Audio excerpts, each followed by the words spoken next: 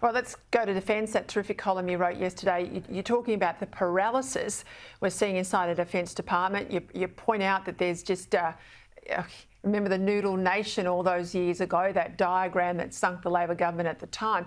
I mean, this is a noodle nation down there in defence. We don't know who's in charge.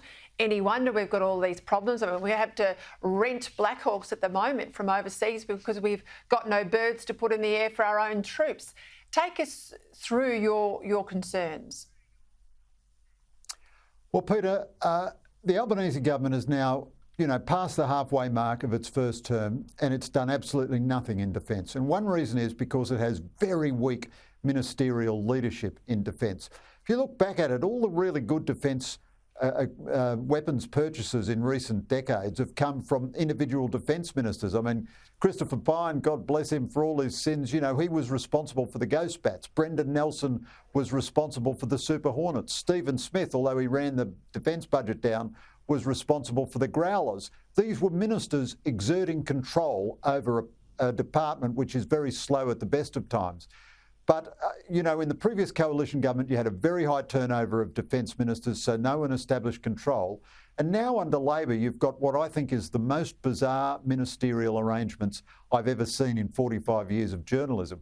You've got the Defence Minister presiding over the most complex and demanding portfolio in government, and he's a part-timer. He's also the Deputy Prime Minister, which means whenever Albanese is away, which is a lot, he's the acting Prime Minister. He's supposed to take a big role in domestic issues. Kim Beazley, who knew a million times more about defence than Richard Marles will ever know, couldn't do anything but defence when he was Defence Minister. It fully absorbed him and it fully exhausted him.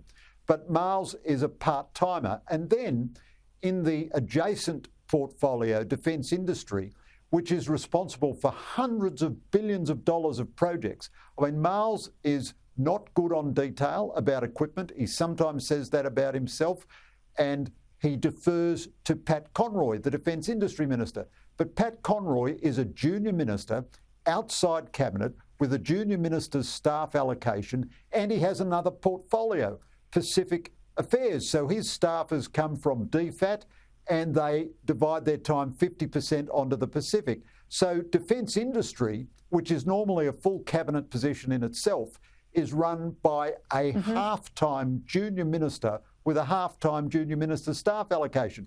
So Defence is delighted about all this because it means there's no ministerial leadership and no supervision. They just continue to run themselves, and they run themselves unbelievably badly. As I've often expressed the view, I don't think there is another nation in the world that spends its defence dollar as inefficiently as Australia does. Worst ministerial arrangements in 40 years of journalism. Greg Sheridan, that is a damning assessment. Thank you for your time.